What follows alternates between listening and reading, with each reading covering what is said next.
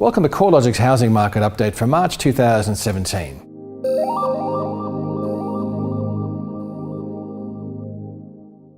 The latest Hedonic index results from CoreLogic showed further growth in dwelling values across most of the capital cities of Australia.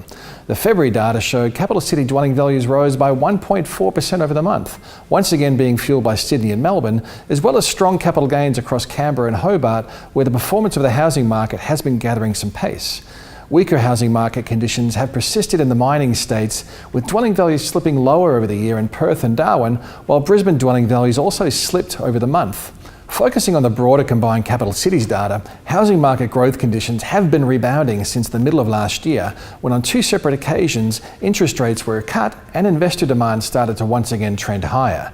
Prior to this, the growth trend across the housing market had been slowing, reaching a cyclical low point over the 12 months ending July 2016, when the annual change in capital city dwelling values slowed to 6.1%. Since that time, the annual growth rate has almost doubled to reach 11.7% over the 12 months ending February this year. This is the fastest annual growth rate since June 2010. Sydney has been the main driver of accelerating growth conditions across the CoreLogic Combined Capitals Index. The past 12 months has seen the annual capital gain across Sydney reach 18.4%. That's the fastest pace of annual growth since December 2002. The latest results from CoreLogic take the growth cycle into the 58th month, and the capital city dwelling value index has increased by a cumulative 47% over the cycle to date. Once again, Sydney stands out as showing the most spectacular capital gain, with values up 75% over this period, followed by Melbourne, where dwelling values are 54% higher. The next best performer was Canberra, where dwelling values have increased by less than half that pace, up by 23%. The strong growth conditions across key markets have provided a substantial wealth boost for homeowners. However, the flip side is that home ownership is becoming increasingly out of reach. This is especially true for price-sensitive segments of the marketplace, like first-time buyers or low-income families. Affordability challenges are most pronounced across the Sydney housing market, where, based on September 2016 data, dwelling prices are almost 8.5 times higher than gross household incomes. The second most expensive capital city is Melbourne, which has a dwelling price-to-income ratio of 7.1. So what's driving such strong capital gain conditions in some markets while other markets are only showing modest growth or declines? Well, it comes back to several key factors.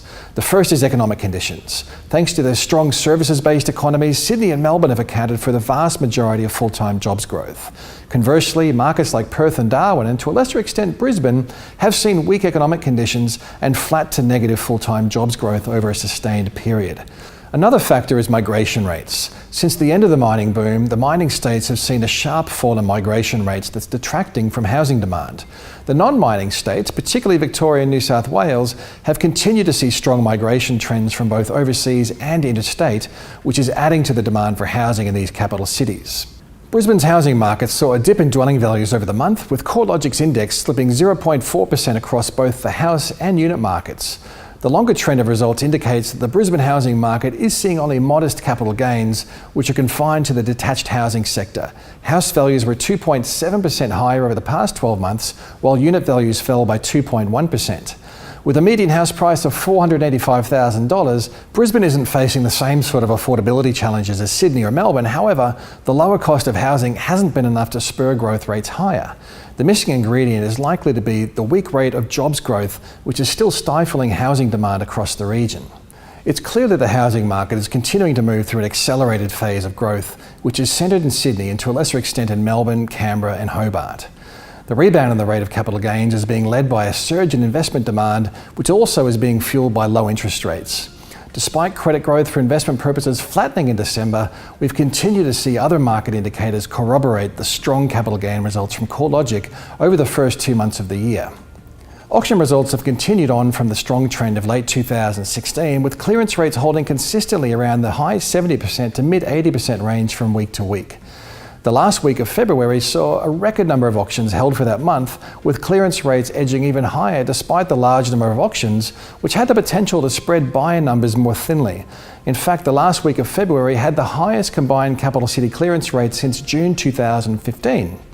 Additionally, advertised listing numbers remain low across the hottest markets, with total advertised listings across Sydney tracking 11% lower from the already low base compared with last year.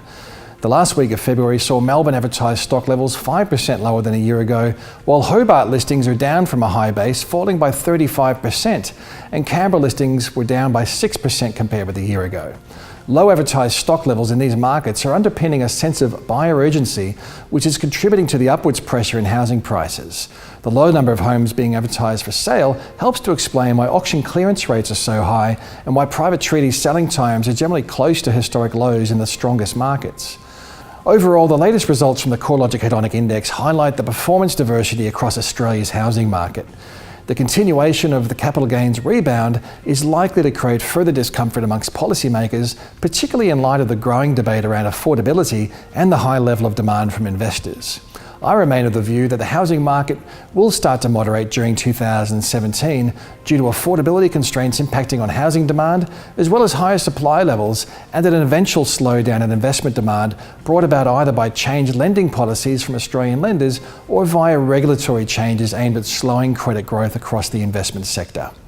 As always, a wide array of housing market data and research can be found at our website, www.corelogic.com.au.